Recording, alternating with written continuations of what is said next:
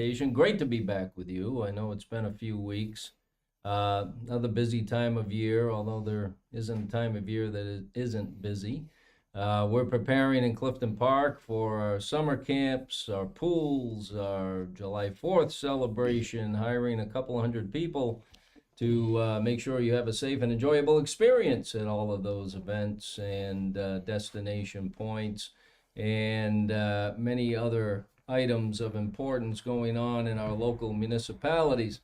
Uh, just want to start off as we usually do with some updates on some things that are happening around the area. We had Dr. Dan Cools on recently here in the podcast. He is the commissioner of the Department of Health, Saratoga County, and we talked about the build out of the Environmental Health Department. And that has been a multi-year task, working directly with the New York State Department of Health to fully build out a county environmental health unit and accept all of the responsibilities of environmental health that were previously undertaken by New York State, and that process is now complete as of yesterday. So yesterday we call Independence Day in Saratoga County as far as our environmental health is concerned. We've hired 20 professionals, and as we discussed with Dr. Cools, and if you missed that podcast, go back. There's some great information in there and some things that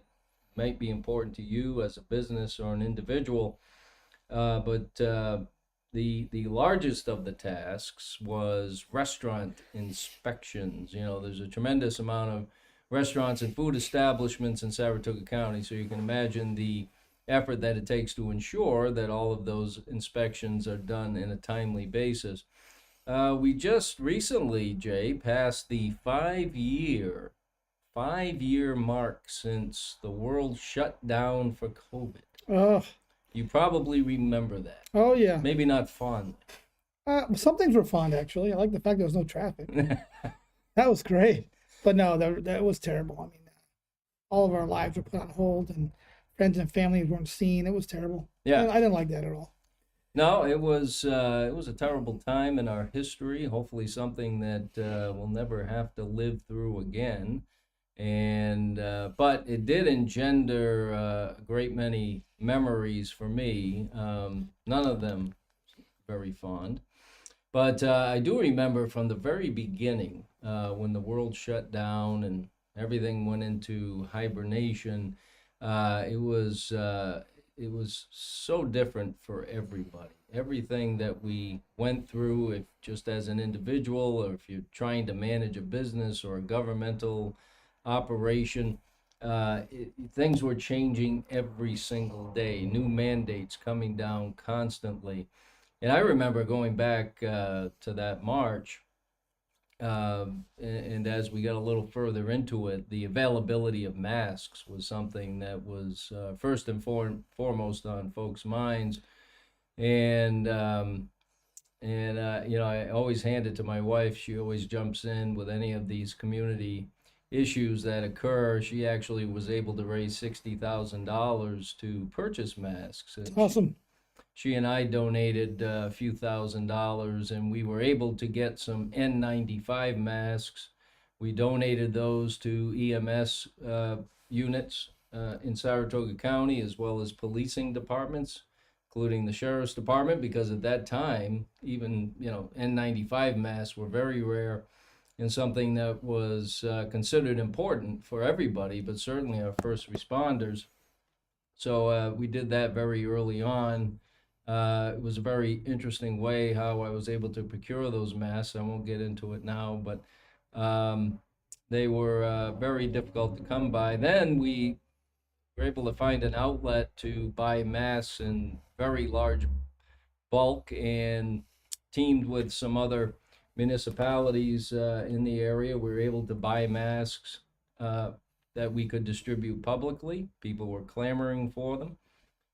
We immediately had public distribution of masks, and I'll never forget, if you're familiar with the Clifton Common, where the senior center is, I think we were starting at, it was either 8 or 9 o'clock, And 45 minutes prior to starting the public distribution, where people would just drive up and we'd hand them the masks that were, again, in very short supply, the line of traffic was down Fisher Ferry Road before we got started.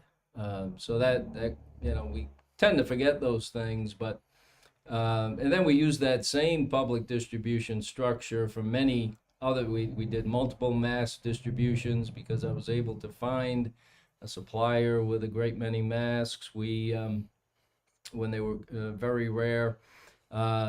Then it got into test kits and anything that we could get our hands on and be able to publicly distribute. And we had many of those throughout the worst of the pandemic. But that very early response in a lot of these areas was important to a lot of folks. People would call my office in tears because they couldn't get a vaccine, for instance. I hope we've learned a lot since COVID about different ways of protecting yourself and maintaining health as much as you can, and the things that we used to protect ourselves from the pandemic. I think we've learned a lot about the versatility and usefulness of masks as well as vaccines. But I said back then, and I'll say now, that's a personal choice. Yeah. And it should have always been and should always be a personal choice whether somebody wants to get a vaccine or wear a mask when they're sick or during a pandemic or flu season, whatever the case may be. Those should all be personal decisions that somebody makes. Yeah, I have to say, just a little look back, introspective look on what our life was like during that time.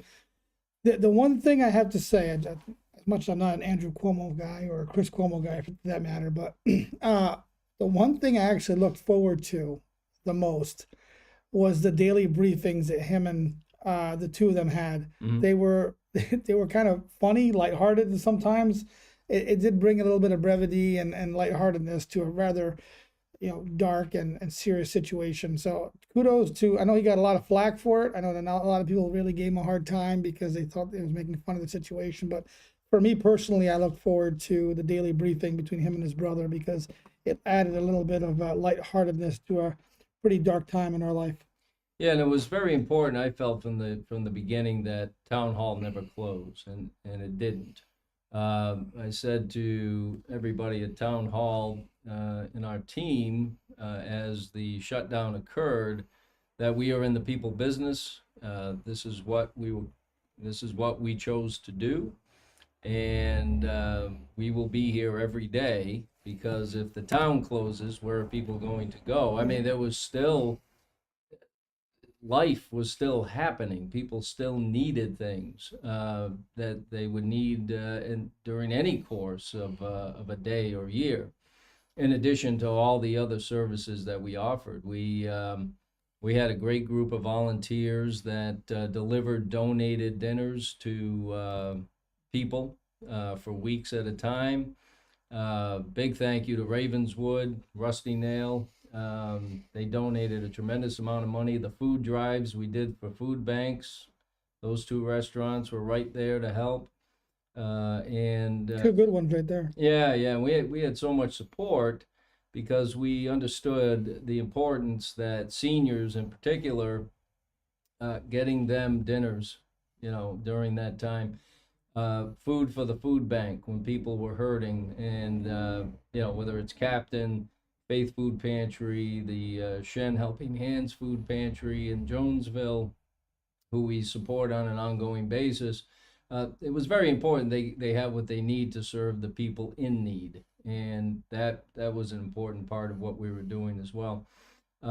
So it was an interesting time after you reach certain years after something happens. It's a time to reflect, and during that 5-year anniversary of the world shutting down, did take some time to reflect on what happened and start to remember everything that we tried to do for folks in Clifton Park and Saratoga County. So very difficult time. Thankfully it's over. Let's hope we never have to deal with that again. Agreed. And are you happy with the Doge effort so far? Yeah, I actually, it's funny. I had a couple of conversations with some mutual friends about this. Um, as much as I think it's great, all the savings we're doing and all the deep dives into all these programs and finding out there is so much fraud, waste, and abuse. I do, however, have reservations on the way it's being handled. The Elon Musk with the chainsaw on the stage and stuff like that. I think at the end of the day, whether it's a useful program or not, it's still people's jobs. So to be so unapologetically happy about cutting jobs, I think it's kind of tough. Having been being an employer and having to fire people or get rid of people, I never thought, even if it was firing somebody that did me wrong, I never Yeah. enjoyed that. So Yeah. other than that, take that aside. I think it's great that we dive in. I think they're at what, almost $790 per American that they've saved already.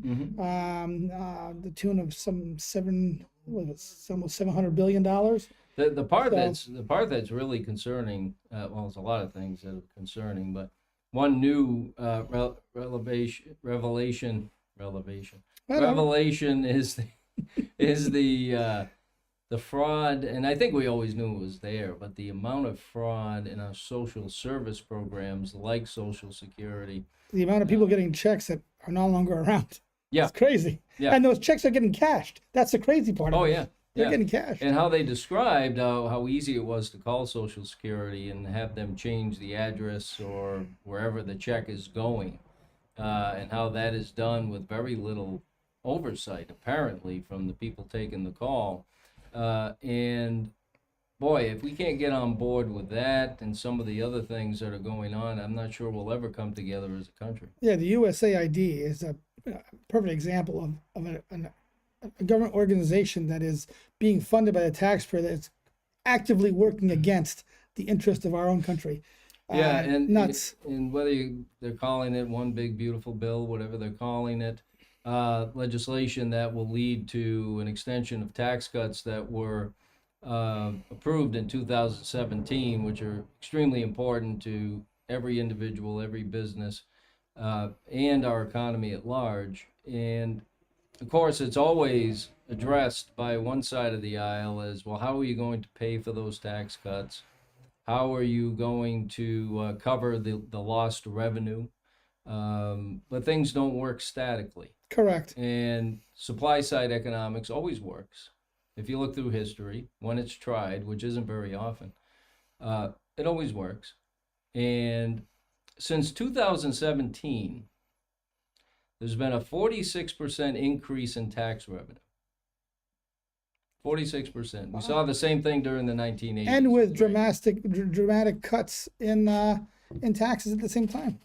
Well, that's my point. Since the Yeah. tax cuts were enacted, we have a 46% increase in tax revenue, but we've had a 70% increase in spending. Well, that's the biggest problem there. So how can you ever, eventually you run out of other people's money, how could you ever tax people enough to cover 70% increases in spending? You can't. It's impossible.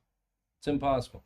So as we've seen, each and every time there's tax cuts, there's economic growth, there's more money in the system, there's more of an incentive for people to be risk takers, and that's what makes our economy go, and a huge increase in tax revenues. But when you spend 70% more, well, obviously you're still at a deficit. So it's just very, very frustrating to constantly hear how tax cuts need to be paid for when it's not the government's money to begin with, but tax cuts have always led to increasing revenues. Period. I've always said America has never had an income problem. No. We've always had a spending problem. Yeah.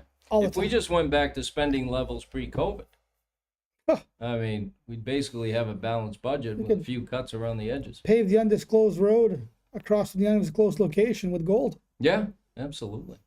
The studio would be made of gold. Made of gold. Well, Not taxpayer funded gold. yeah, that's right. Yes. Privately funded. Yes. And that's what we want.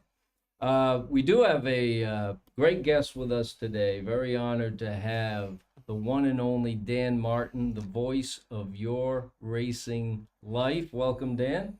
Welcome, sir. Nice to be here. Good to see you, Phil. Good to see you, Jay. Let's do a good introduction. Let's hear you do an Albany Saratoga Speedway introduction.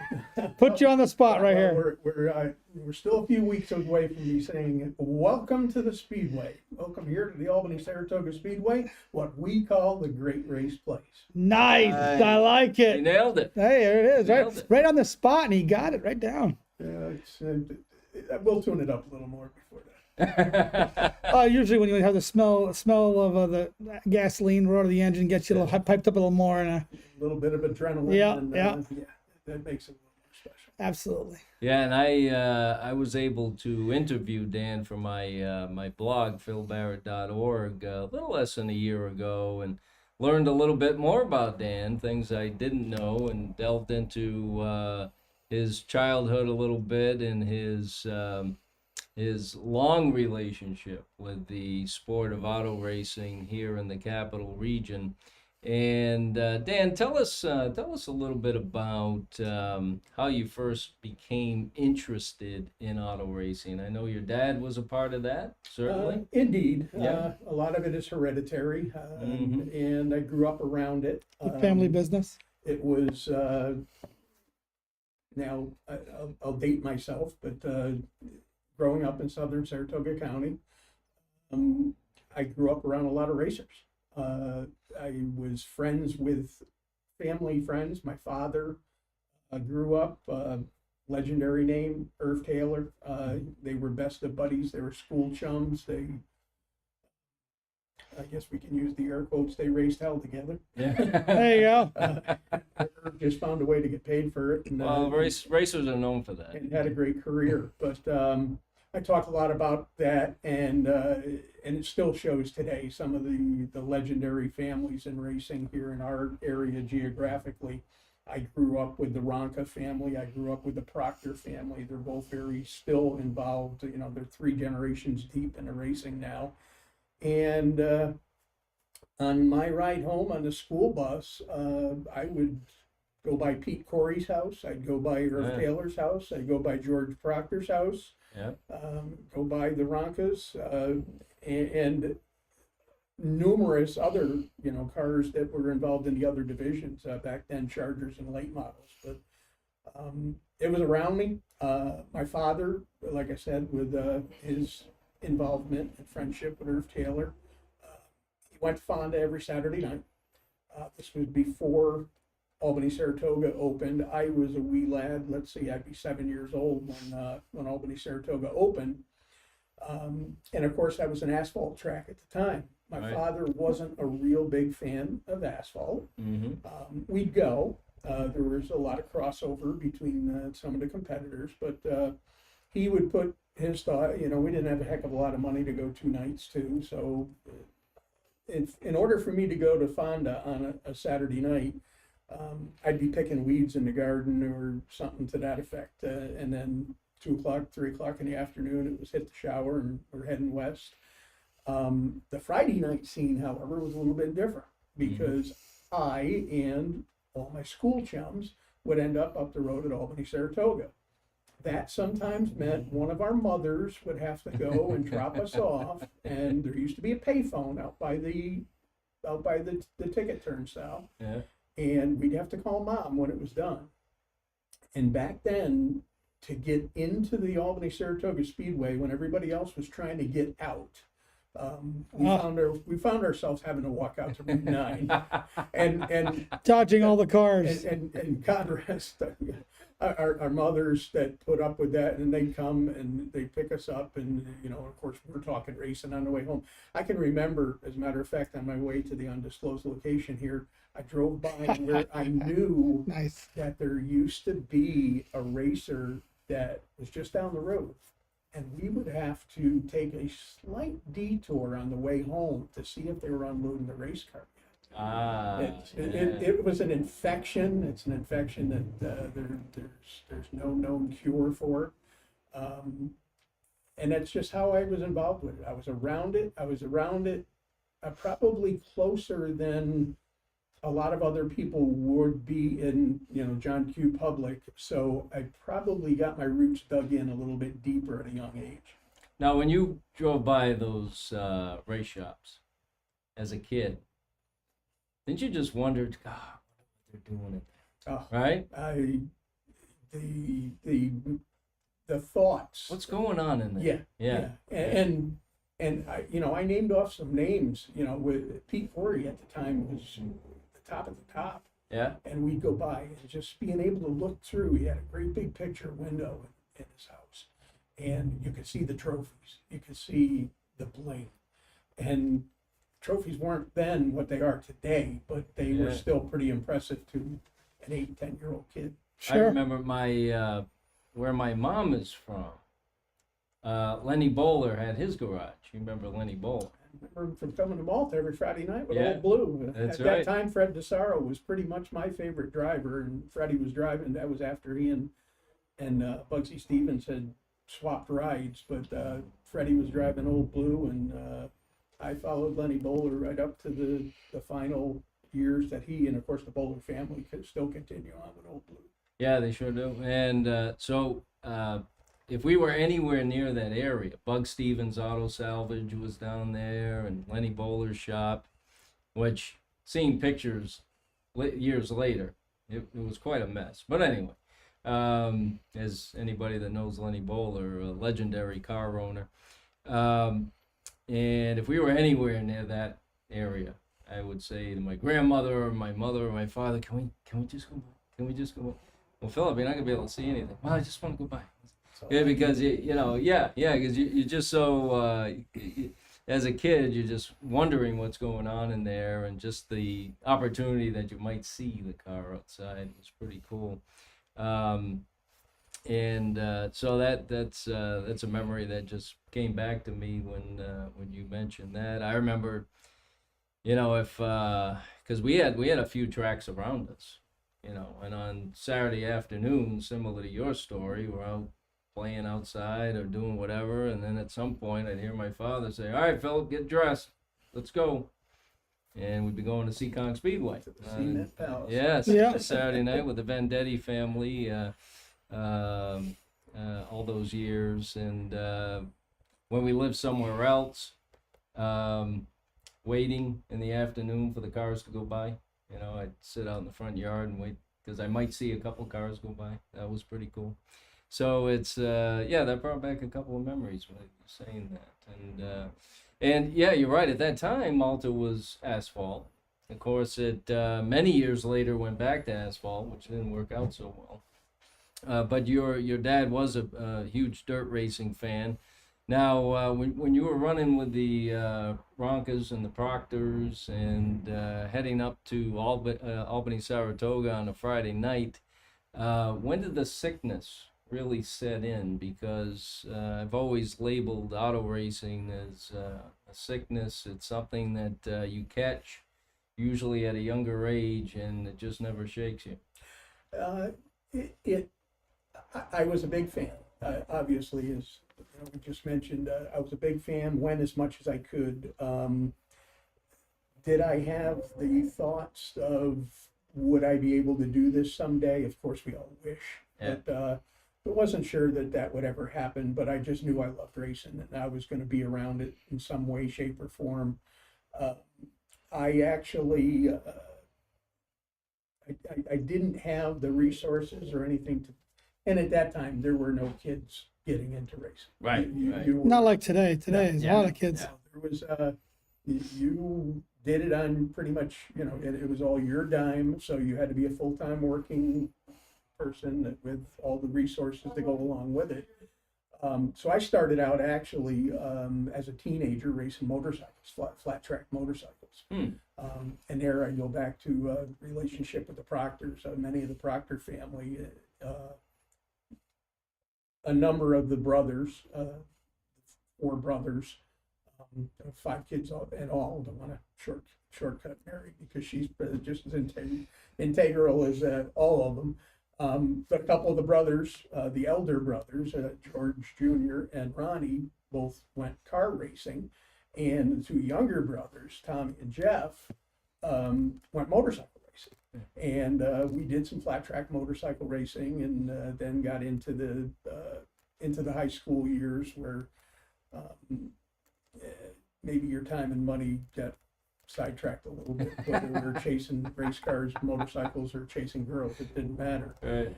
But it was a little bit later in life. I was pushing 30 before I was probably would have been, well, I'm doing some quick math here. I would have been in my late 20s before I started racing, and that just became. I bought a mini sprint. I never hit the track with it. Mini sprints were just coming on then. I bought a mini sprint. Those are fun. And it was really in the infancy of mini sprint racing around here. For those of us who don't know what mini sprints are, what are they? Can you Well, describe them a little bit? They're they're not half scale. They're bigger than half, but they're a smaller scale version of a sprint car, and they were powered by motorcycle engines. Still are. We're going to see them at Albany, Saratoga a couple times this year. Are those the same ones that run in the arenas? Yes. Okay, Similar. Much like that. Similar. Much like that. They got their open wheel. They have the wings. yeah, they run those inside the arenas. They're Yep. fun. They actually didn't they have them a couple of years ago at the MVP arena? I believe they may. Yeah. Yeah, Yes. they, yeah. Yeah, that's pretty cool actually. Yeah. As Oh, a they're fun. As a companion to some event there. Yeah. Yeah, they're fun. But the mini sprints were yet to catch on here. I had a offer to trade my mini sprint, because the mini sprints were getting more popular, for a race ready mini modified, which was at the time a smaller scale modified. Yeah. And this was before they started dealing with the 6 cylinders and the 8 cylinders. They were all 4-cylinder engines. Right. I picked up a car in this trade. This guy wanted my mini sprint in the worst way. I got and it was one of the top-notch cars. It was a mid-engine BMW powered center steer version of a modified, and I got the trailer and everything else that went Wow. with it. Oh, I think you wow. got the better end of that deal. You couldn't say no. Yeah. This was a no-brainer. So I ran with the minis. The minis didn't have a home. They traveled. I raced at Albany, Saratoga, Devil's Bowl, Lebanon Valley, and Airborne Speedway up in Plattsburgh. Wow. But I only did it a year. Just a bunch of friends that got together, and we were going to do this, and had some good help, and didn't have a lot of success. But I guess I caught the bug.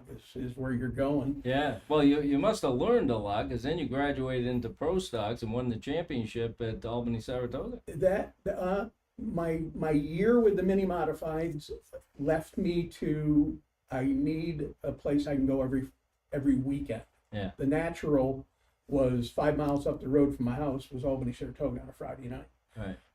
Had a great friend from high school, Scott Knoll, had top-notch equipment. Father owned an auto parts store and a machine shop. Scott was a motor builder.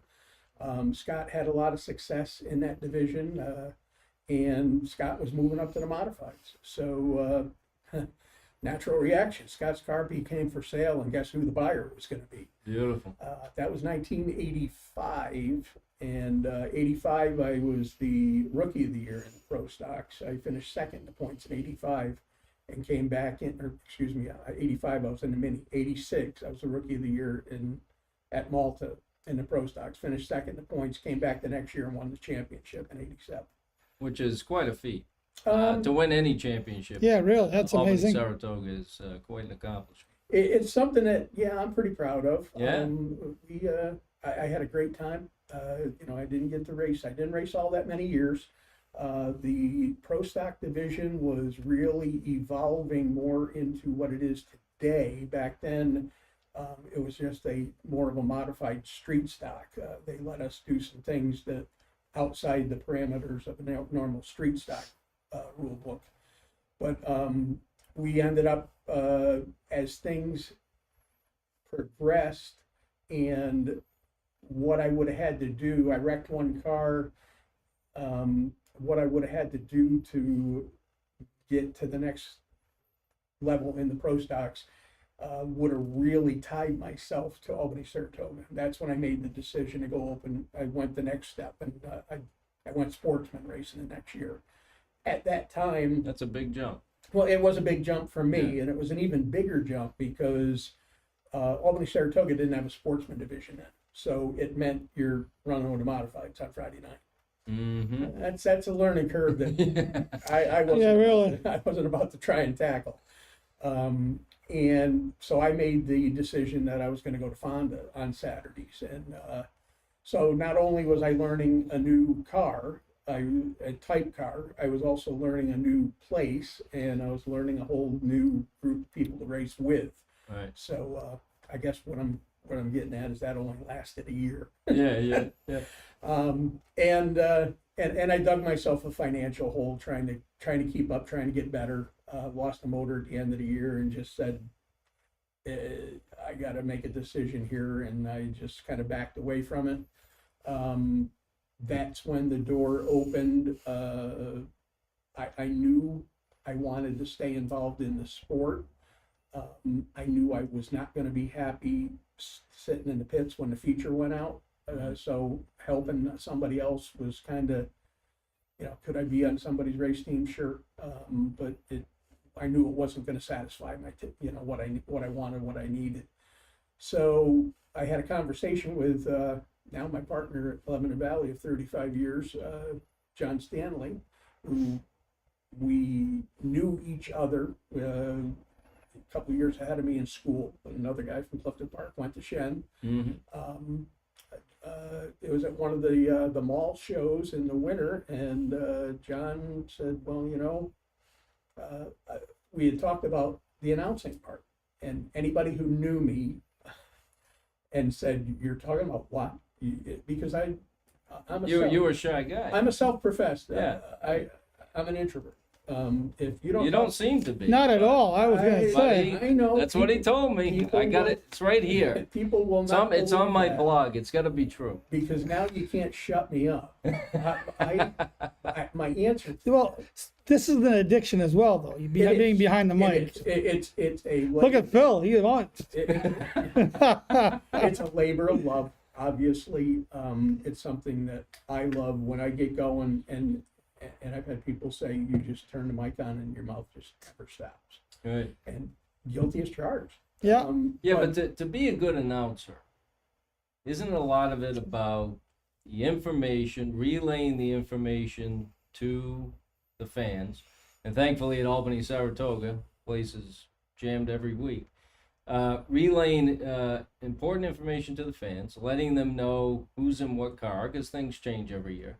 As far as some teams change numbers, some change paint schemes, whatever it might be. And then sometimes in the same night. yeah, right. Forever evolving.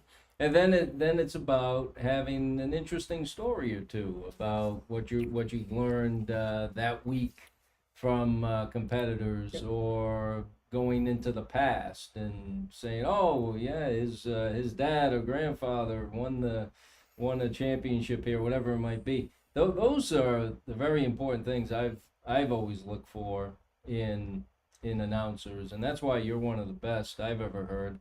And I go back, the best ones I ever heard, in addition to you, were at Stafford.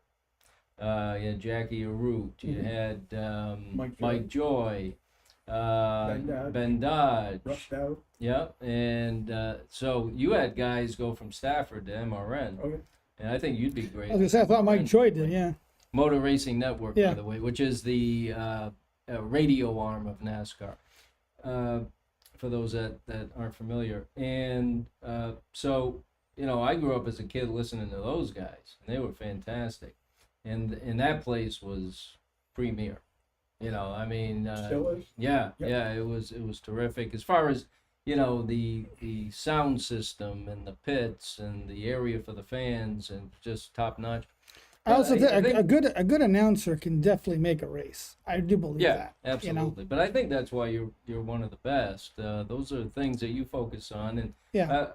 so I'm sure during the week you're doing quite a bit of research and talking to competitors and car owners. I try. Yeah. And and honestly, in today's world, with social media, I don't have to try that hard Yeah. Well, because It comes to you. it's out there. Yeah. Yeah. All you got to do is go get it. Yeah. It Right. used to be, and I'll be the first to say that, I've got a network.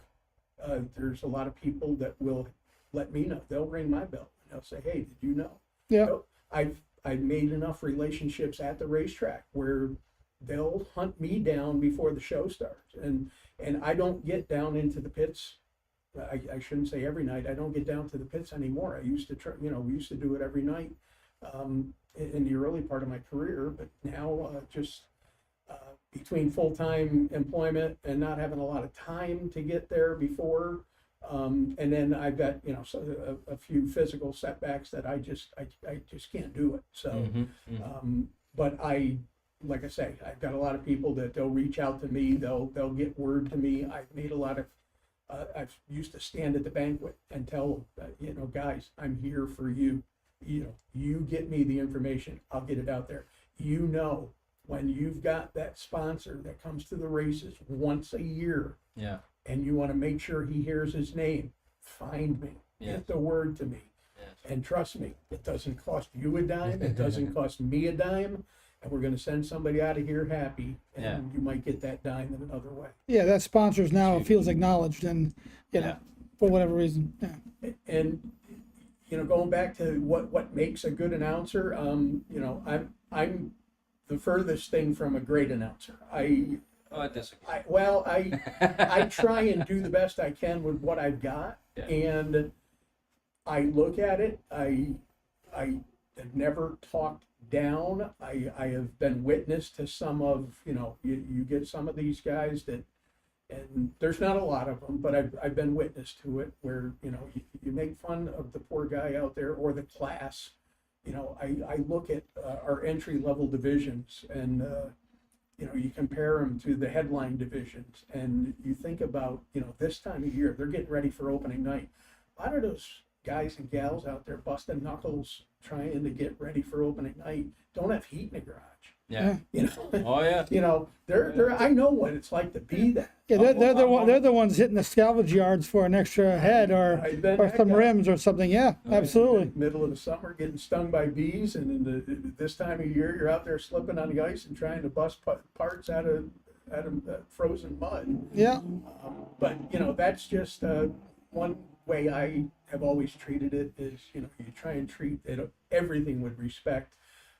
You don't between educating the non-race fan and insulting the intelligence of the race fan that knows more than I do. Right. It's a fine line. Sure. It is. Because you could, I've been the guy in the stands that go, what the heck is he talking about? Because he doesn't think that we know what the green flag and the yellow flag mean.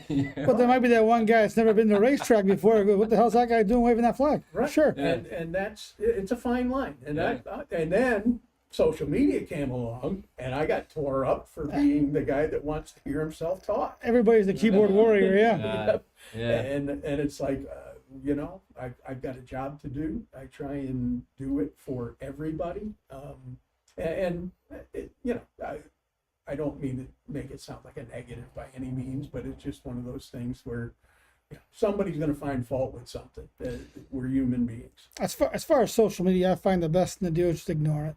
You do what Yeah. you gotta do, and then let the haters hate, or let the critiques critique, and then you just go ahead and do your own thing. I will agree with Yep. you in the sense, but I will also acknowledge the fact that criticism will make you better. Oh yeah, no, I'm saying Yeah. that the ones who criticize And- you because you're telling somebody about the green Right. flag, that sort of thing. But no, I see it both ways. Yeah. You do have to turn a blind eye sometimes and say, okay, just brush that one off. I mean, have you heard the Phil Barrett show? We gain new haters every week. Well, it's kind of the same thing we're doing here because, I don't want people out there that don't know anything about auto racing to not, to shut off and just say, well, I don't care about auto racing. Because you can learn from something all the time as long as it's delivered the right way. That's why I think, we stop and explain certain things. There's people out there that are going to be listening that have have the experience you and I have, but there's many others out there that have no idea what a mini sprint is or a mini mod or how that works. So it is important to stop and explain that a little bit because we want everybody to enjoy what we're doing here, and many people out there have no idea who you are. But boy, there's a lot of folks out here that are going to be watching this saying, "Oh, that's my old buddy, and he's been around for a very long time." Tell us about, Mr. King, Mr. Stanley. They helped you get into the announcing game, right? Because first at Lebanon Valley and then Albany Saratoga. Yeah, John and I started, well, I talked about that 1989 season after 89 was the year I ran the Sportsman at Fonda, and that was kind of the end of my career. I came back another 10 years or so after that. I bought another car and did some real part-time stuff, but did end up going to Lebanon Valley in 1990. John had worked there, and John goes back prior to that. Now, again, John Stanley, and most of the people know that name. If you're not a race fan, you know him from, he worked I think 40 years behind the microphone at WGNA, Jumpin' John. And along those same years, and John was brought up around racing as well. He had been at Albany Saratoga from its infancy, and he was a track announcer at Albany Saratoga in the C.J. Richards days, and got away from it for a while, and then came back and was doing a little bit of part-time helping out when they needed somebody down at Lebanon Valley. And after 1989, Jimmy King was doing the modifieds. He was moving on. He went down to Orange County, and Mark Sherwin, who was doing the support divisions back then, they had one division of street stocks, but they had 100 of them. Or they were pure stocks. I don't even remember what they did call them at the very beginning. But Mark Sherwin was also calling it a career for family reasons. He lived up in the Adirondacks, and it was a challenge to come down here on a Saturday night. Sure. So we had two brand new announcers. We had one that was totally green behind the ears, and JS had actually worked filling in some for Jim King the year before at Lebanon Valley. So John kind of took me under his wing. One of the first things John said, and it used to be you had an announcer and you had an assistant announcer. First thing John said is, we don't have an announcer and an assistant announcer, we have co-announcers, and referred to me as his partner, and not my assistant. Couldn't hold a candle to what he did, but took me under his wing.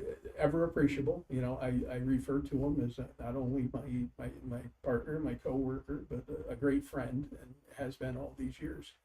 And we worked together at Lebanon on Saturday nights from 1990 to we'll be there in a couple of weeks again. We just did the banquets a couple of weeks ago. And Were you at the car show at the mall the other day? I was not. No, just because I don't get around real good, and I knew what that was going to turn into. And It's pretty cool, actually. I have to say, there was a lot of nice cars there. yeah. It's it very, very well job there. Yeah, they did a nice job. This is only the second year they've been doing it. They really put together a great program to bring that product to people walking in off the street. Now, any race fan was there to check it out. We're Sure. all jonesing. We're chomping at the bit. Yeah. But for the guy or gal or family that were just wandering into the mall that day with something to do, hey, look at pretty race cars, and they were handing out children's passes. Yeah. A lot of teams were raffling off bicycles, and just to a lot get of great yeah, things. it was great. Lance and Jill Sharp put a lot of effort into that. They're the driving force behind that. And that was the Lebanon Valley Speedway car show at the Colony Center Mall. Yeah. And it's the second year they've done it at that location. And basically what they do is competitors bring their cars into the mall for the day. So as you're walking down on the bottom floor of the mall, you walk by and you saw, God, there had to be a couple dozen, probably more than that. And every class that race, from go-karts all the way up to the ground pounders. Yeah. And the drivers were on hand to talk to the people. Some of like I said, some of them were fans, and they they couldn't wait to see and talk to their Yeah. favorite drivers. Yeah. Others that just walked up, they had candy for the kids. They had, like, like Jay said, they were giving away bicycles. Yeah. Yeah, it was cool. Hats, T-shirts. It was really Very well interactive. It done. was awesome. I loved it. Yeah, that used to be, well, they just had one out to Rotterdam Square Mall for Fonda Speedway Right. too, but that used to be a little more prevalent. We had them at Latham Circle Mall years ago. Oh yeah. There was one at Clifton Country Mall. Well, Yeah. I shouldn't say one, a couple of years. They had them at Clifton Country Mall back Yep. in the day. So this is kind of like the rebirth. And like I said, Lance and Jill Sharp have really, they pounded the bricks to get people to come out. Now the people are calling them to try and get their cars in. Yeah. So Yeah, it's- they did a Maybe real we nice could job. do something at Clifton Country Mall. Yeah, I think we could put something like that together. It would all depend on Yeah. the management in Albany, Saratoga wanting to do something like that. But yeah, I could definitely help in that regard. did it at Wilton Mall for a number of years as well. Yeah. They had a real nice show up there for years. Yeah, remember But that. the malls have kind of gone to almost non-existence. But I'll tell you, having been at the mall for the weekend, because I was also a vendor at the Colony Center that weekend, it was every store that was in there loved it because that place was packed. And that's been the story Yeah. for all of the mall So shows. it's a good for both people. It's good for the mall and it's good for the racers. And they equated And the some of sport. numbers Yeah. were, I mean, other than Black Friday and the Saturday, the weekend before Christmas, it was one of the most trafficked, weekends. Yeah. So yeah, there's a lot to be said for that. Yeah, a lot of malls are falling under tough times, no doubt about it, and some of the area malls. Clifton Park Center Mall, certainly an exception to that. It's been a long road, but it's basically full. There's a lot of investment going on in the mall with new renovations and moving around of different tenants within the mall. So that mall's 90+% full. The same gentleman in group that owns the Clifton Park Center Mall just purchased the Wilton. And they've been great corporate partners to work with. Faraz Khan and his team have done a great job. So people in Wilton should be very excited about the future of that mall. So yeah, maybe we can get another show going. But a year or so ago, I wrote on my blog a piece about why the racetrack is still relevant. Now, I was basically talking about any racetrack, and I've been to countless numbers of tracks throughout my life. Big time NASCAR racing, but mostly weekly racing throughout my life. Many tracks, dirt, pavement, everything. And I talked about why the racetrack is still relevant in today's world. And I went through some of the reasons that I thought it was relevant. It's not only just a great place for a family to go inexpensively for a great night out, but and that's as far as the attraction side of things for people, for spectators, but talk mainly about the competitors and what you learn being involved in the family aspect, learning how to fix things, commitment in an incredibly challenging activity, I'll call it, of auto racing, which the work that's involved, the money, the time, the effort is just incredible. What these folks invest in their cars to get the car to the racetrack. Never mind if something goes wrong while they're at the racetrack, that turns into more work and more money. Why do you think the speedway, any speedway, is still relevant in 2025 America? Well, now there's such a wide spectrum of where the race fan comes from. And this comes from conversation to people when I mention the speedway. When I'm out somewhere and mention the speedway, they say, "Oh yeah, we go up there." Sometimes we go up a couple times a year, but we go once or twice, and we take the kids and we have a great time. And I start, and sometimes I'll question, how come you only go once or twice? Yeah. But then you've got the other end of the spectrum is course, I know where I'm going to be every Friday night from April through September. Right. But to a hardcore race fan, their season is planned as soon as the gates open in April. Yeah. And it's you're going to be there. You know you're going to be there, and you wouldn't be anyplace else if you couldn't be. But there's a wide gap there. It's like you just mentioned. It's one of the most inexpensive entertainment venues you'll find. Yep. From walking in the front gate, price of admission, to eating at the concession stand. Yep. The fact that it's an open air venue, it's a program that is it's broken up by the different classes for the folks that may not be familiar or aware. There are different divisions of racing, from the entry level right up to our most professional level, that what we call the headliners. So your entry level be your four bangers, Your that four-cylinder pure cars, stock, your yeah. street stocks, And then the upper end be your obviously ground pounders, the big block modifieds, Right. that sort of thing. Okay. and that And every class in between. Right. and Yeah. there is a feeder division type deal, like today's sportsman driver, Move up to open the wheel, less yeah. powered, but maybe in 5 years you're going to talk to him as one of the headline. one of our good friends did that transition actually. Absolutely. Yeah. Yeah. Yeah.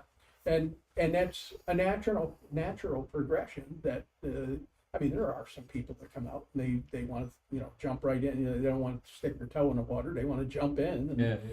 some of those people make it.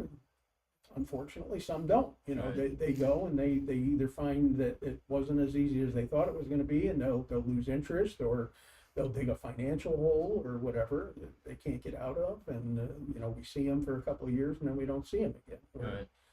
there's others that they'll make the natural progression up through. But what I started to say about the open air part and the different, you get different things if you want to see. A lot of people show up to see, whether it's a friend, a family member, the next door neighbor, or whoever. They know there's a race car. Let's watch this one. Oh, Yeah. his race isn't coming out until later. So they get up and they take a walk and they go down and get something to eat. Not like when you go to the movies or you're at a Broadway Stuck. show, or a live show, or a sporting event, something like that. You really you get up, you're going to miss something that is all part of the show. So that makes it attractive to some family type deals, Right. where you can't expect, you got an 8-year-old kid. I was an 8-year-old kid. You couldn't get me off the bleacher board. Yeah. I mean, once I got there, I'm here to watch the race. I'm not. They're playing football down behind the grandstands. Well, look, I can play football tomorrow afternoon. Yeah. I'm here to watch the races. Right. But that's not the case for every 8-year-old kid. He's got to get up and he's got to burn some energy off. Oh, And, Sure. go down and grab a Mountain Dew, and he burns a little more energy off. But Right. it's just a great atmosphere. You get to know the people around you. Dave Moody, you were talking about MRN announcers.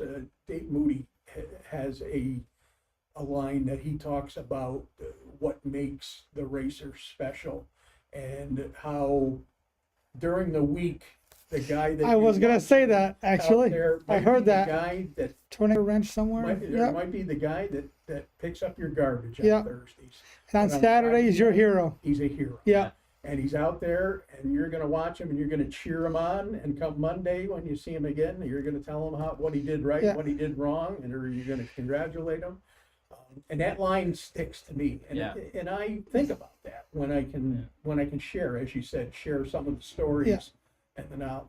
It's funny you mentioned that particular, because I don't listen to MRN all that much. I think I caught it one time, and that was what he was talking about. And when you mentioned what makes the dirt tracks of and the weekend dirt tracks so popular, is because I think that's exactly what it is. You have the guy who's maybe a garbage man, or he's a wrench turner at a garage. He not to be a little, he's a know-nothing guy, just not known a nobody guy, But on Saturday and Friday, he's somebody's king. Yeah. And Oh, yeah. he that's what he lives for, and I think that's what makes. And he's your neighbor. He's the guy down the street. He's the guy you see at the coffee shop. You drive by that Yeah. driveway every day, and you see that trailer sitting there, and you know there's a race car in that Yeah. garage, and you damn well know where it's going to be on Friday night, and you get to go watch it and cheer them on. And Yeah. Well, when I was a kid, Freddie DeSaro was my favorite driver. As far as I knew, that was all he did. I forgot what his profession was. He did have a full-time job, but back when you were a kid, you just figure, well, that's what these guys do. I mean, they're racing on Fridays, Saturdays, Sundays, special shows during the week, and so it must be that's all they do is drive race cars. But these guys are doing all that. Some of them that do race that often in the higher divisions, and they've got a business to run. They've got a full-time job. They have a family. It's and that's the commitment part that I talked about, and that's what I want to teach my kids. My two younger ones now. It's about, and I did with my older kids. It's about being committed to something that you love so much that you'll do whatever it takes to do it. And I think that sums up what we see in the pit area. Because most of these guys don't have $1 million checkbooks. Very few, right?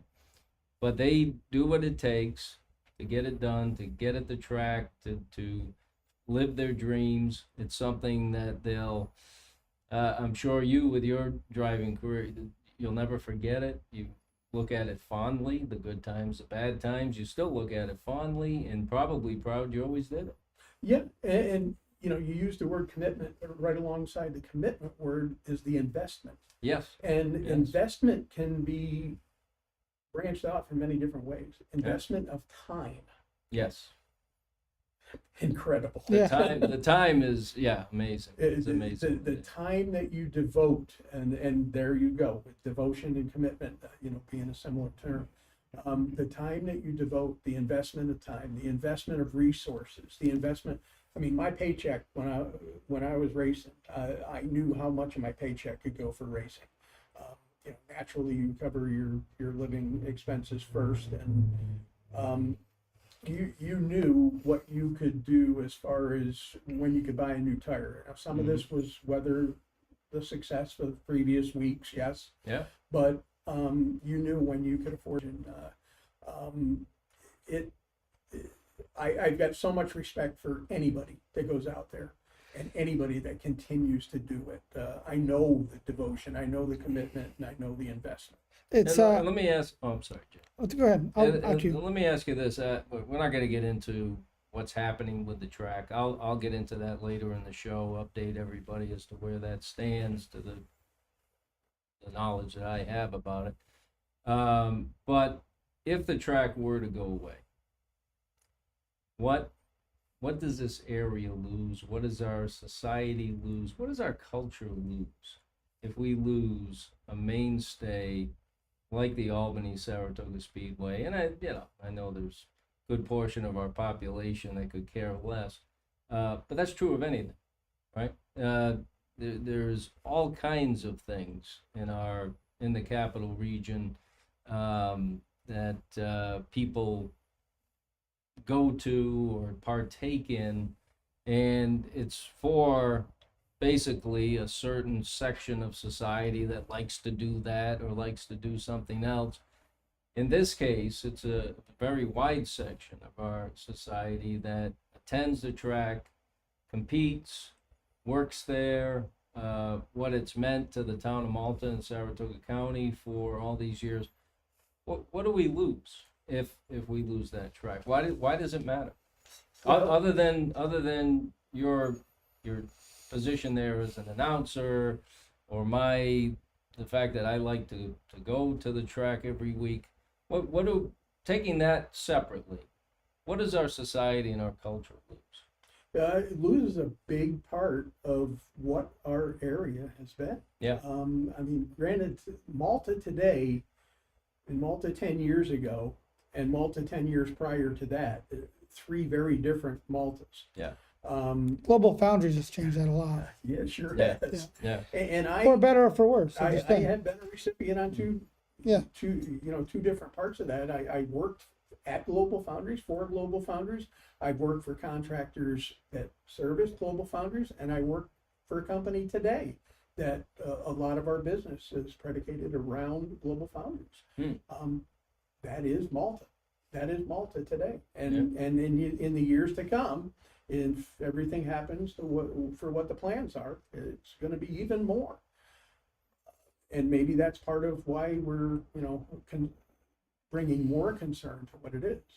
But Albany Saratoga Speedway and in the town of Malta, or and again, growing up a little bit further south, I always refer to as southern Saratoga County, but that being more in a central Saratoga County. The people I know, the people I've known for decades, and a lot of these people I've known for the majority of my life. I might not know their name. I might know them by, hey, bud, how you doing? How you been? But I see them every Friday night. I've seen them every Friday night for 20, 30 years.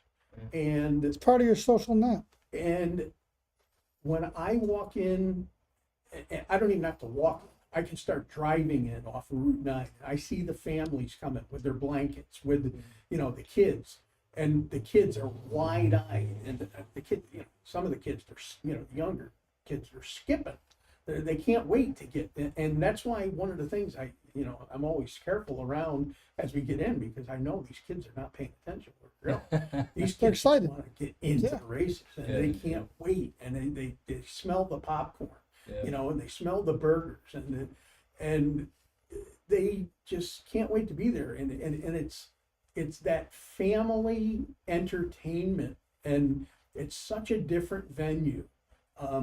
Where they don't have to be the hardest core race fan, but yet I'll see somebody walk in that likeness of my age, that I've known them since we were teenagers going there, and they're there every Friday night. They may have a spouse, they may have a girlfriend, they may be all alone, they may be with one of their buddies, but it's the same way I've seen them for all of these years. Yeah. Or I'll see them with their family, be introduced. This is, I've been introduced by some of these people that I know, and some of them I had grown to be friends. And I say I didn't know names, whatever. Some of my best friends I would have never known without being at the track on Friday night. But they would, 10 years ago, they might have introduced to me their son as a 10-year-old boy, that I'm saying his name now. Yeah. That kid's in the pits. Yeah. Dad's down there helping, or he's sitting with mom in the stands, but that kid's racing. Yeah. He's had the bug. It's bit him. He wanted to go racing. He's racing now. Right. And it's a vicious cycle. It just continues on. I mean, I can't even imagine. And I know someday it'll be hindsight. Yeah. But and we've seen other tracks come and go, but to me it's just it's a lifestyle on a Friday night. Well, Saratoga County's got 250,000 people population. We have many businesses, many reasons to come to Saratoga County, big and small in stature, as far as recreational areas and things that attract people to Saratoga County. Albany Saratoga County Speedway is a huge piece of that. I think what we lose is part of our, as far as a cultural society outlook, is part of our entrepreneurial spirit.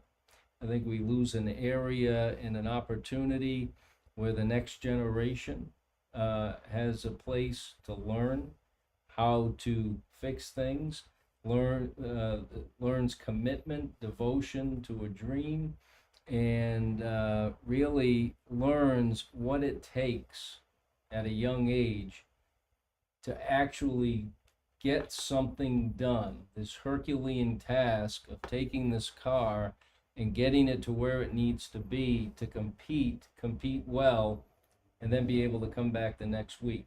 That kind of commitment and investment on all levels is incredible, and as you know, I think we lose all that. I think we have many people in future generations that lose that opportunity to learn all of those lessons and a place to fix things. One of the things, and I say fix things because so many of these people in the pits. I mean, they are the wrench tuners down the street, turners down the street. They work in cars. Some don't.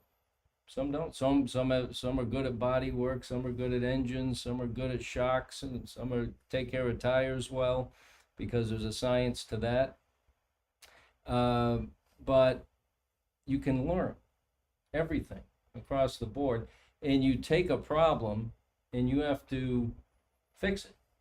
You have to take every piece of knowledge you have and try something, because that track changes every night. It may look the same, but it changes every Friday night. It's a little different, and adjusting to that. And it's all about problem solving. Those are I think the overlooked things that our culture and our society would lose, in addition to all the obvious things. An incredible venue that attracts hundreds of thousands of people a year. How it's such an important part of our economy and all those things. When you boil it down to the essence of the individual en masse of what we would lose, I think that's what we would lose. And you mentioned one of the things that's really changed in auto racing over the years is the youth. I mean, you've got the Crane kid winning features in the sportsman division at 11 years old, 12 years old. And there's been others as well. And, that's incredible to see. And I give those kids a great deal of credit. But you didn't see 3-year-olds out on the track. Because down at Lebanon Valley, if you've been there, if you've been to the big track, well, there's a smaller track that is fashioned after the larger track for go-karts.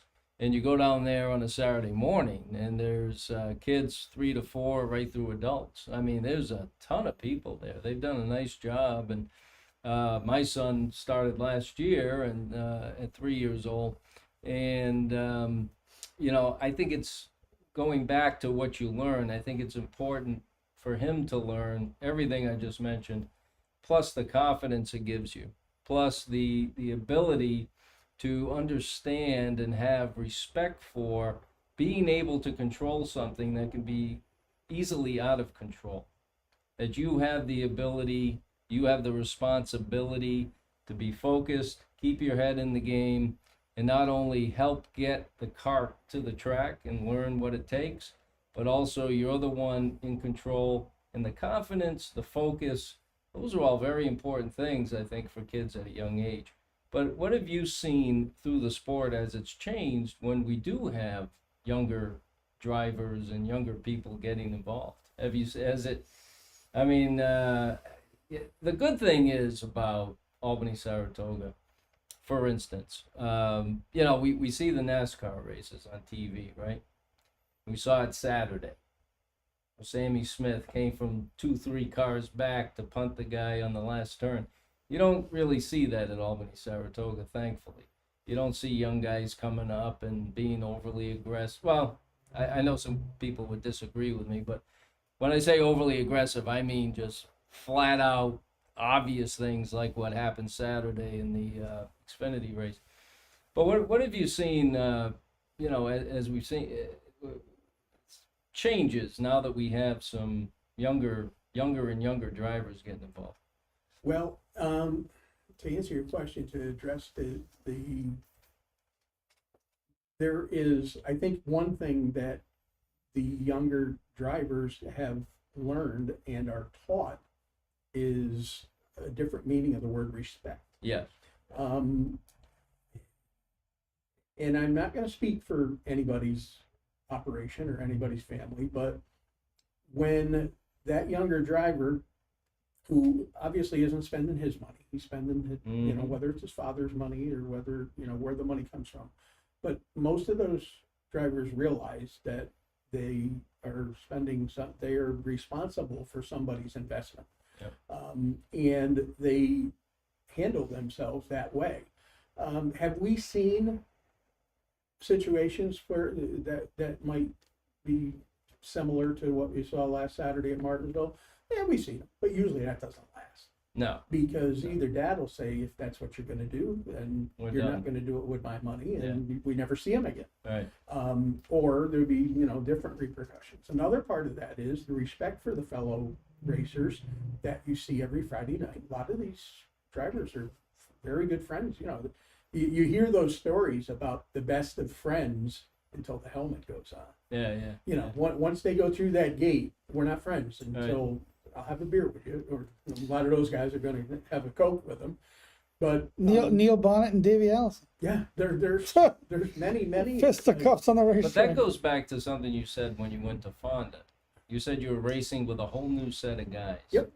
And that's the difference. When you're racing with the same people every week, Yep. what you do to somebody this week, you might get done back to you the following week. So that also, in the back of your mind, I'm going to see these guys again next week.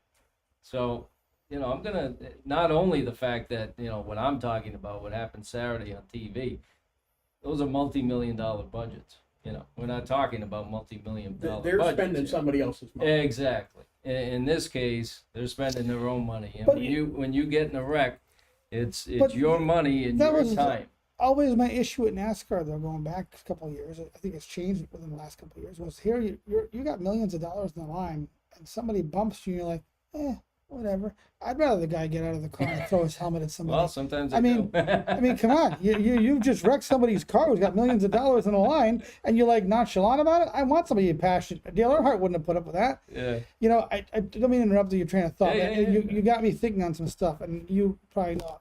Chocolate Myers was talking one time in an interview, and he was saying of how financial commitments to racing. And he was talking how Dale Earnhardt had mortgaged his garage one time to get a set of tires for a race that Sunday. I mean, this is what these guys do every Saturday. Going to Malta, going to Lebanon Valley, going to Fonda. They've got everything on the line. So the commitment to these tracks by the drivers is substantial. Oh, yeah. And I think going back to what you said, I'm touching on a couple of things all at once.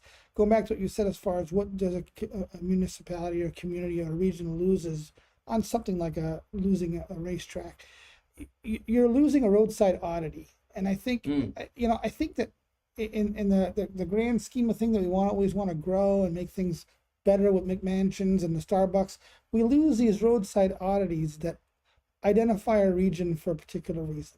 You look at, all of us grew up around here and we all loved Hoffman's Playland. That's gone. Yeah. Now it's vacant. It's empty, actually. I don't think it's developed. And I think that every one of us loses something when that happens. And then the community loses an identifying marker. Right. Something that draw them here. Albany, Saratoga, for me, not that Phil will tell you I never go there, but it's always in the forefront of my mind because all my friends are now. I was showing you pictures of guys that I've supported.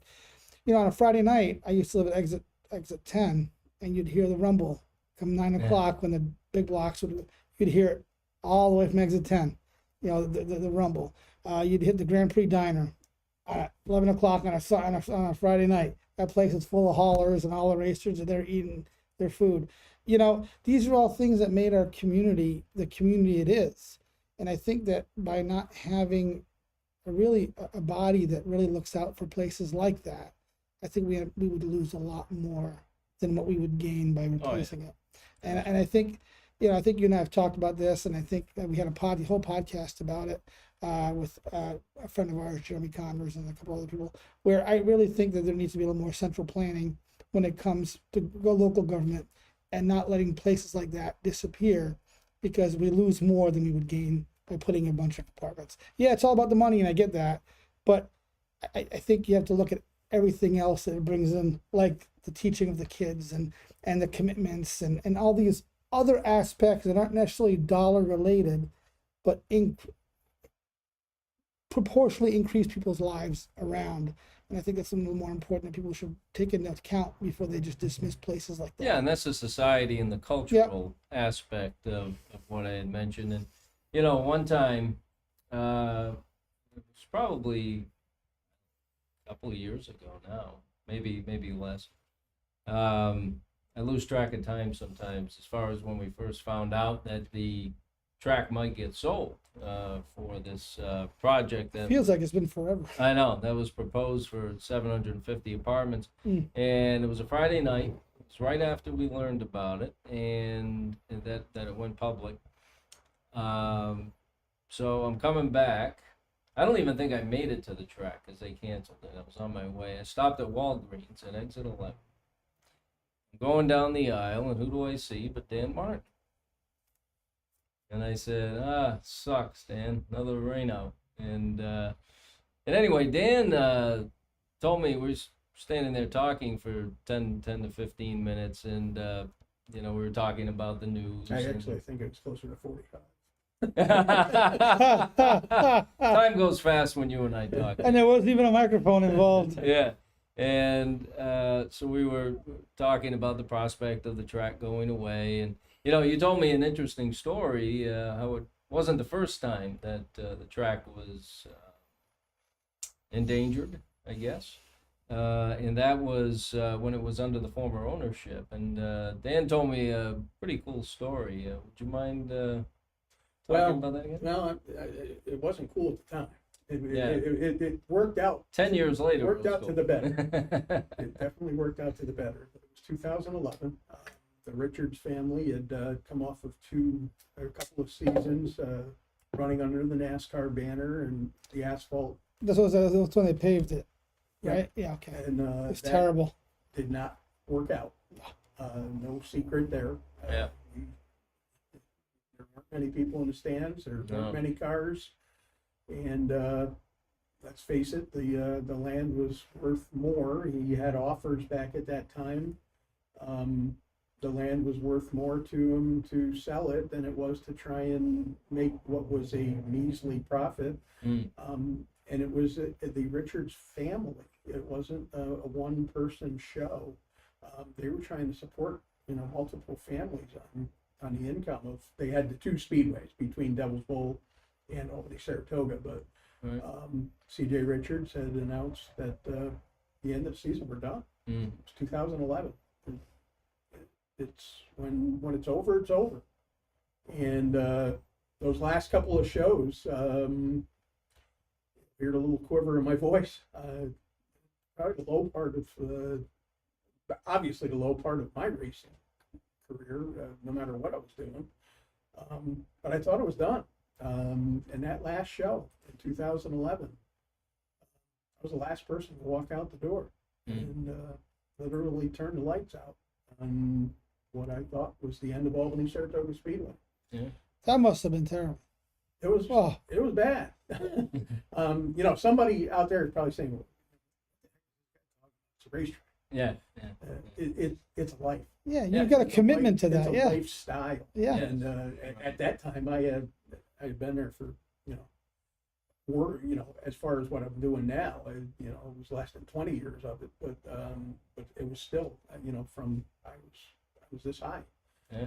and that's where I would be on every Friday night, and I thinking of those kids that I pass every Friday night on my way up to the tower, and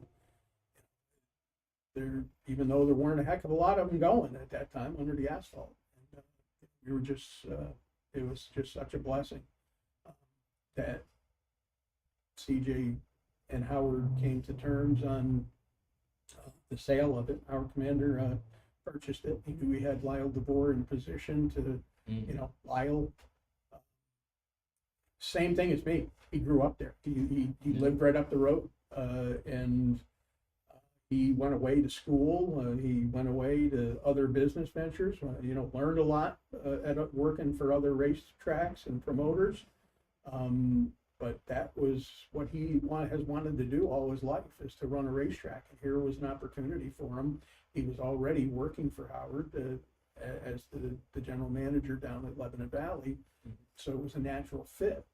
Great promoter. Here you go. And oh yeah, Yeah. I mean, he's won national awards. people- He and Marcy are a great team. people have no idea, the hours, and I can expand on that situation now with all that's involved, but we'll leave that to him and what's going on. But just like you said, he recognized as a promoter of the year. That's a national honor. Yeah, incredible.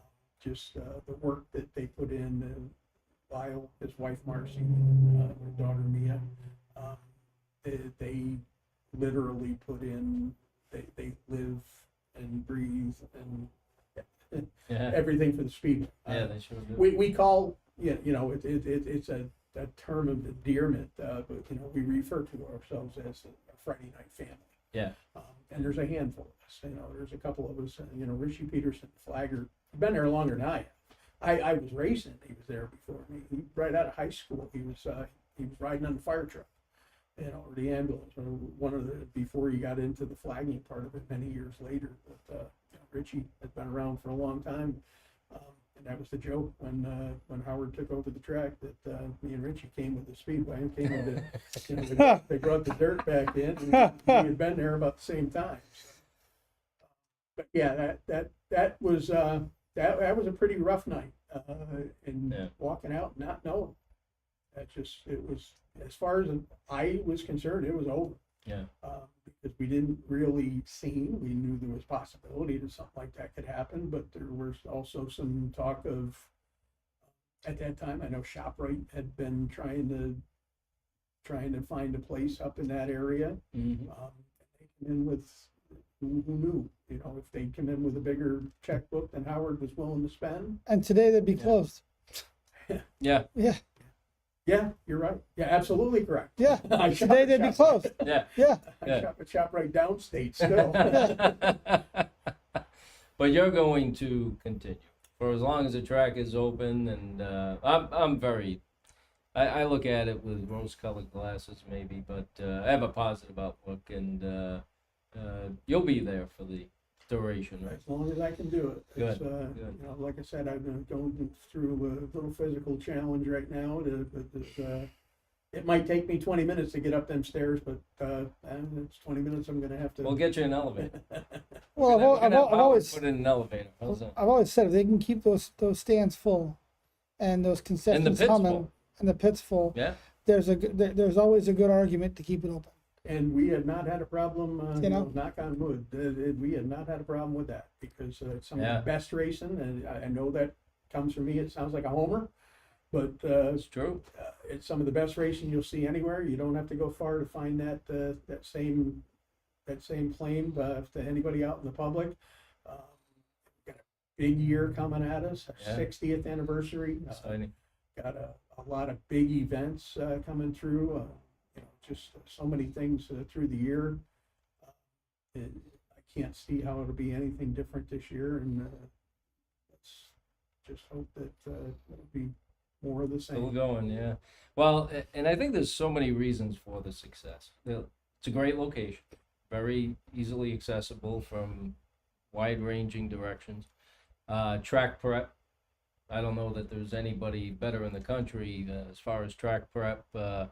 The promotion that occurs at the Speedway, like I said, Marcy and Lyle, just a great team, and everything they do there with their entire team, and the affordability, and the fact that there's many competitors. I think the if you have full, there's heat races. A heat race is the qualifying races, and those take place before the feature race. So based on your finish in the heat race that you're in, which is a smaller number of cars, usually 8, 10, 11 cars, that would dictate where you start in the feature race, or in some weeks, you may not even make the feature race based on your finish in the heat. And when you have full heats, full fields in the features, and there's different cars coming in and out, we always, I remember growing up, you always love watching the same guys every week, but then there'd be a special show, and Richie Evans would come in to see Conk, or Jerry Cook, or Jeff Bodine. That was a big deal. Those guys that don't usually race here. You see a lot of that too. And they're all coming because it's a great place to race, and it's a great place to be a competitor, and they know that the track is going to be prepared 100%.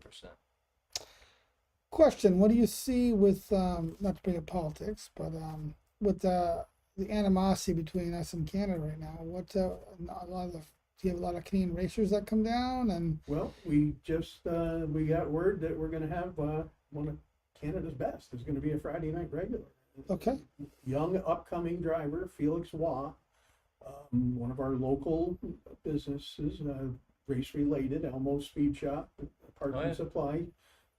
The Reckners, Elmo Reckner, longtime runner, and now Yeah. his son Chris is there with a parts truck every Friday night and supports the track in big ways.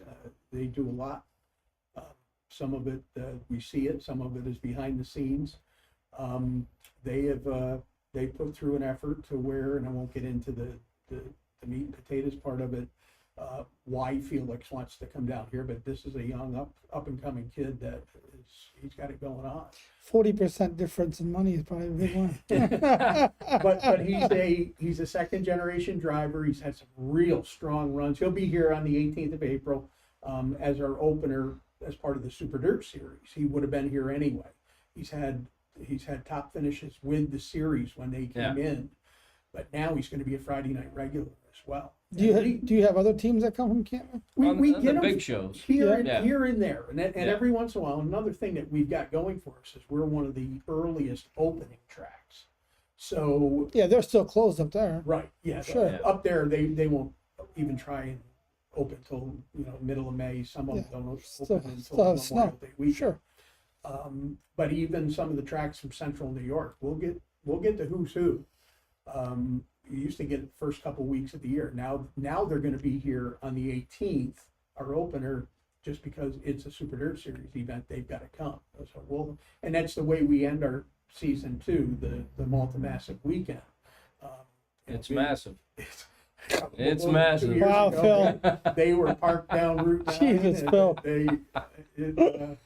I mean, record numbers and just crazy. I mean, and it's you see the smile on my face. I mean, that to me, when you look out and you're talking to a full house, Yeah. which usually it is a full house. Yeah. It's and fun. You can get Yeah. crowd reaction. Sure. And you Yeah. get the people, those people are fired up and they're more eager to see it than I am. Yeah. And I don't know if more, but equally anyway. But They drown you out no matter what. yeah. Well, and it's a great crowd. I tell people all the time. I've been to pro football games, college football games, basketball games. I've been to every sport. Obviously, you haven't mentioned hockey. games. Oh, whoa, Hockey whoa. games, Canadians. Hockey games. And I've been going to races since I was a little kid. I've never seen. People have this picture of these rowdy people in the stands. I've never seen one fight in the stands. Now, I've seen a few In the pits, Yeah, sure. I've seen a few of those over the years. But there's not one problem, not one fight in the stands. You go to some of these other sports. Not in a hockey game. Oh, yeah. You go to some of these other sports. I mean, the stuff that goes on, it is unbelievable. I'll never forget. I don't know if I told this story. The New England Patriots were banned from Monday Night Football for a number of years because they were playing a Monday night. Can't remember what year it was. It was in the 70s. Joe Namath was quarterback for the Jets. And it was such a disaster. People getting the fights, the I want to drunks. watch that game. There were a few drunks that ran on the field during the game. I mean, it was a total mess. And I was at that game, and never. I don't think my dad ever went to another professional football game after that. But you see what goes on in some of these sports. I've never seen one problem in the stands. Everybody's happy. They're cheering for their person, and that goes for Pocono, New Hampshire, Daytona, all the tracks I've been to, Bowman Gray, all the tracks that I've been to over the years. There's others, Dover, local tracks. Never seen an issue. That Not one. wasn't always the case. I'm sure it wasn't always. It's changed, and I Yeah. think part of that has changed to where. But you got to remember, I've been going for 50 plus years. I'm getting old. He's the old man I've been here. getting old. So I mean, even back in the old days. Yeah. I was going to the races. When I it was really real horsepower. never seen an issue. Yeah, real horses, I right? heard was in the lineup. Yes, That's right. exactly. But And Phil's out there cheering. but part of that too is the clientele leases itself. Yes, exactly. There's a Exactly. lot of people that would not let things get Just out of like the Yeah, pits. nobody wants to have Just a like the fight. pits, Yeah. for the most part. Now again, people are going to disagree. Polices itself, right? to For the most Yeah, part. yeah. Well, when you got a lot of money on the line, passions run heat. Well, yeah. Oh, yeah. Now and again. It Now and again. I mean, happens. like that devotion and investment we're talking about. Yeah. When you feel you've been wronged and somebody screwed all Somebody's that gonna up, get a all that helmet to the time I face. put in, all that money I spent, and you have to do something stupid like that. Well, of course, that's there's going to be emotions at times in the pit. And it escalates. But that's different than the It stand. escalates when you've got the guy that thought he was going to get the win that is always that far out of Right. reach. And, Yeah. Right. And like you said, you feel you've been wrong. It's a natural reaction. It I mean, is. People are It going to is. react differently, but at the same time, you can see where it comes from. And, yeah, it's. But again, there was, and the people who go today, I don't think John Q. Public would think that way, but there was the tag of it's just a bunch of grease monkeys. Yeah. Right. Going out there, it's a bunch of rednecks or whatever. But they go today, and all of a sudden they realize it's family entertainment. It's something as simple as well lit. Yeah. Albany, Saratoga, majority of the grounds are now paved.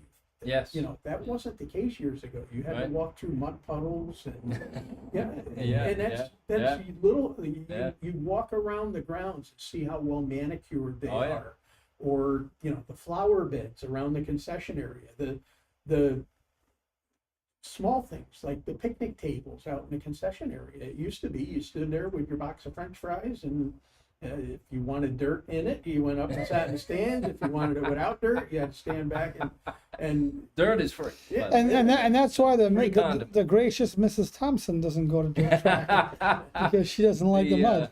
Well, there's nights you can walk out of there and basically not even know you're at a dirt track. There are some nights, depending on the wind and if it's dry. And Some days it's terrible. It gets a little bad. But there's many nights you walk out of there and it's like, good. A little bit. Don't even really notice it. But I've sang in front of thousands of people many times, and they invited me to sing the national anthem at Malta Massive Weekend. God, I and, missed it. Place was packed, and what a reaction! Just great to have the opportunity to do that. In front Dan, of did you know that his very son- patriotic crowd? not before that night. I did not. He does a mean Frank Sinatra. He did Yeah. I will be the first to say. And his favorite song is My Way. You should hear him.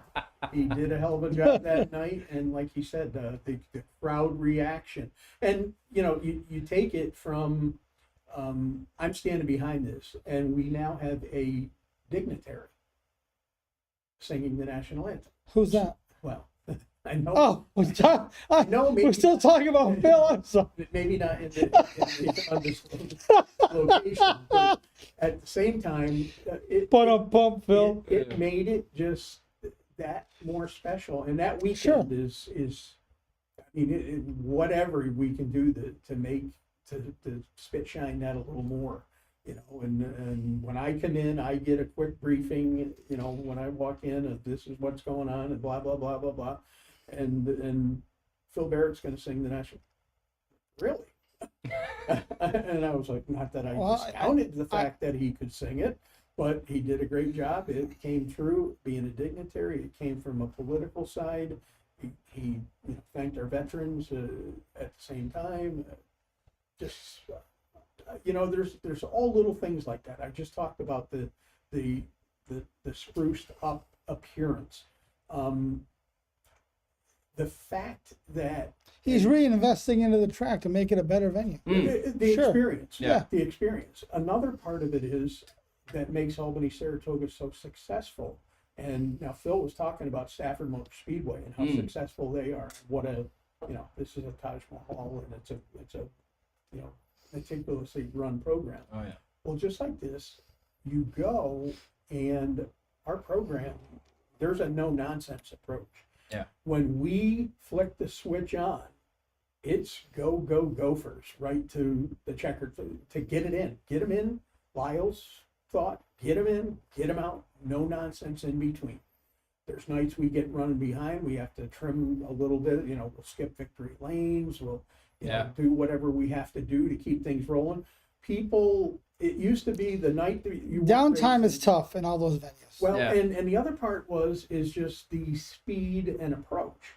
Yes. And the way racing was decades ago, and I don't want to insult anybody and the, you know, what their thought process was, but Saturday night was race night. You left late afternoon to go to the track. You spent Saturday night. You were there till all hours. God Yeah. knows when you got back. Right. And Society's moved on from people stuff were like that. fine with Well, that. yeah. A, Yeah. a 6 hour show was really not, I mean, they weren't so long hour wise because they only had a couple divisions. Now we got 4 or 5 divisions, and it just, you know, we ramp jam and Well, get it in. and I left that out, is why this track is so successful. Because let me tell you something. As somebody in the stands with kids, when Yeah. that, I tell you, when one race is over, that next lineup is on the track, and it just Keeps the flows. kids engaged. There's no long intermissions. They used to Yeah, we do not take a formal intermission. No, There used no to be intermission. previous management, that used to drive me nuts. and When I had when my older kids were young, and I'm like, you know, because you're wondering, all right, when am I gonna get home? They're only gonna last so long, you know, that kind of thing. And then they have an intermission for a half hour. It's like, oh or my God. track prep. Lyle Yeah, prepares the yeah. track to where, and you know, Yeah. I'd be telling you a mistruth if I didn't say we didn't have nights. He had to come out and cut the corner down Oh, because sure. it was coming Oh, up yeah. rough. Yeah, We had a lot Yeah. of rain that week, and it was soft or whatever. It's coming Right. up ruddy. He'll go out, absolutely. but he'll go out. He'll fix turn 1 and 2 before this race. We'll run that race, and he'll be down, and he'll fix 3 and 4. Right. It's not. We'll go out and we'll take care of the track. And let me tell you something. And That while we're doing this, why so don't you go buy a appreciated. hot dog and a soda? yeah, and yeah. it's not that way. We do not take a formal intermission. No. We get everything done, Which in is compacted, very appreciated. and Absolutely. and part of that comes from experience. The tracks that aren't really cognizant of that fact and don't want to pay attention to it, to see a family like Phil's talking about, how long is the kid going to last? Yeah, Walking out before the feature event takes Right. the racetrack. yeah. Because I want to see That's the feature. sickening to I a- want to to see a the promoter. feature. He wants to see the feature. Yeah. My young kid. But he's and- exhausted. And now you're doing a half-hour intermission. It's like, oh my.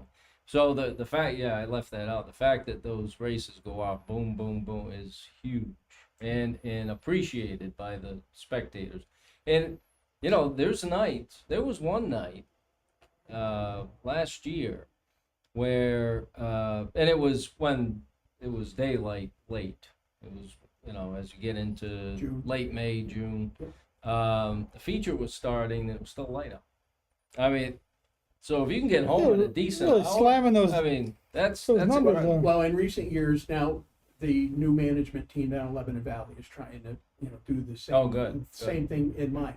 We've got the advantage at Lebanon Valley of being able to start an hour earlier too. Saturday, you don't have to worry about people getting out of work, and so we Right, start at right. 6 opposed to 7 o'clock on a Friday night.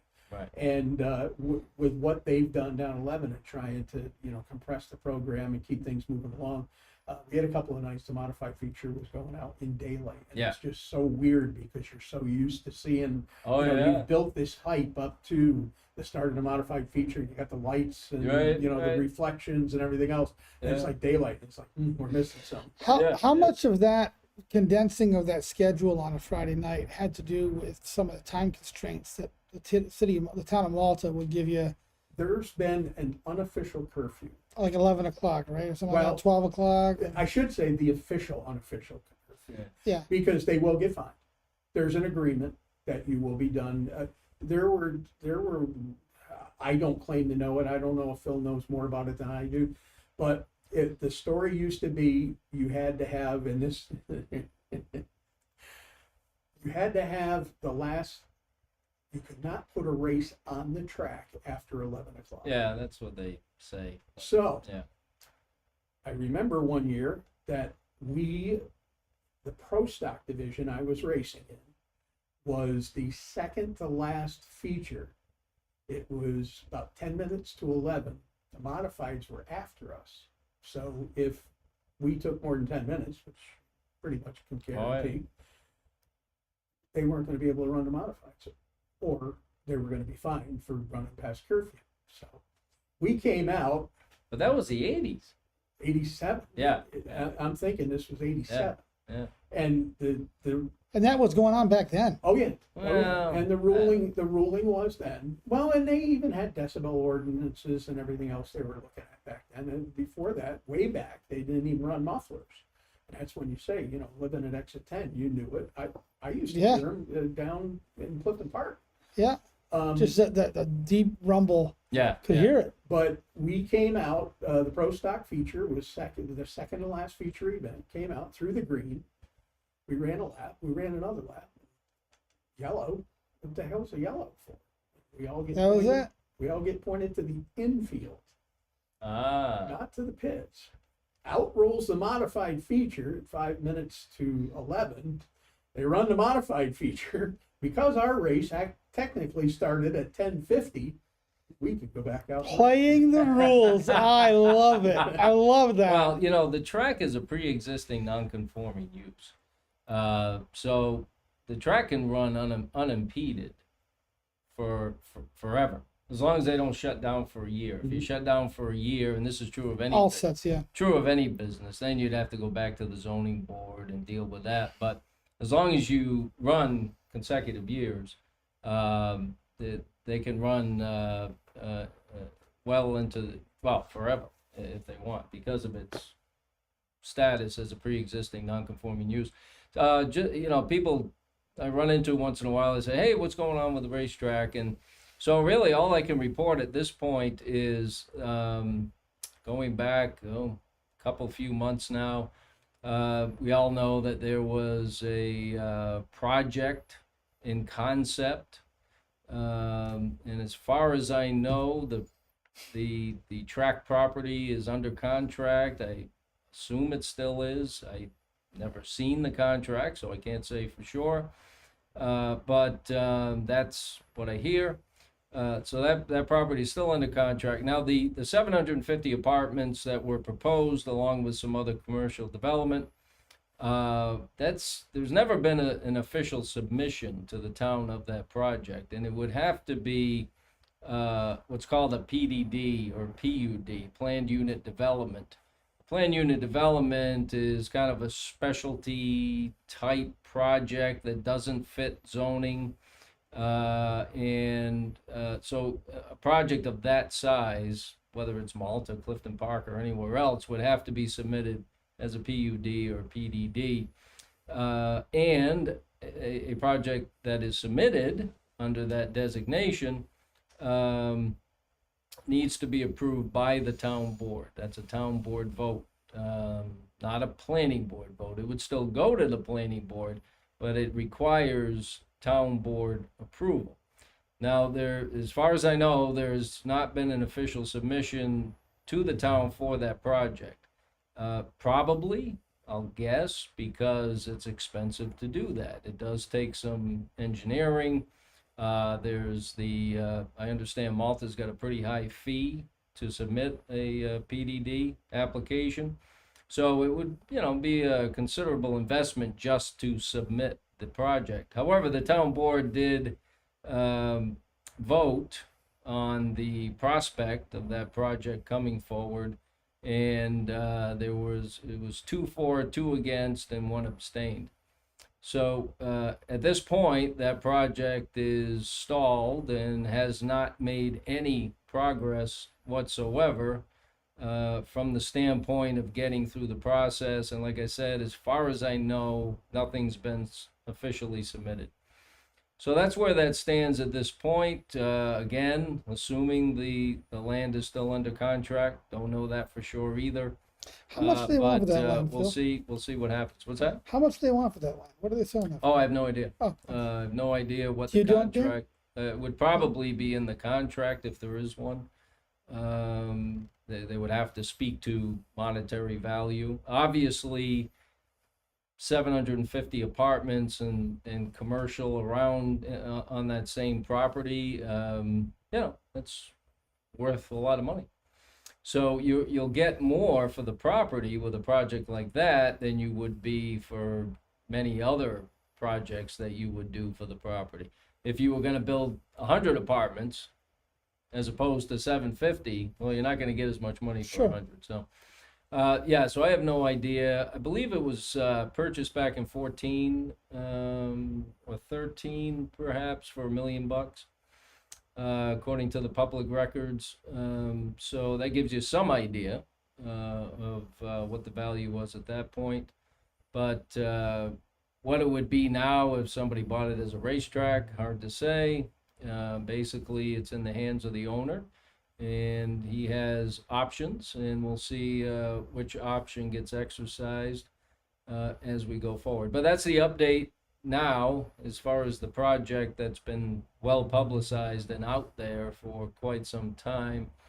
And the town of Malta actually just the other night had a public hearing on a 6-month building moratorium in the town. So typically, through that process, when a town board has a public hearing, not soon thereafter, they do vote on that subject matter. So I assume there'll be a vote on the moratorium soon. I think they had 4 speakers. There was 3 for and 1 against at the public hearing. So we'll see what the town board of the town of Malta does with the decision on a moratorium. Dan, God bless you. Thank you for being here. I know you got to run, but the voice of our racing lives, It was Dan awesome. Martin, is here, and it was so great to spend time with him. I appreciate you taking time out of your busy schedule to be here, talk about what you love and what you love to do, and a place that many of us enjoy on a regular basis, and that is the Albany Saratoga Speedway. So we'll be back next week, promise. We got to get back on schedule here, Jay, and Yes. that's my fault. Well, my I'm not fault as blaming- well. I'm not blaming you, but that's my fault. So we got to get back on track here on a regular basis. Sorry we've been off for a couple of weeks, but just couldn't fit it into the schedule, unfortunately. God bless you.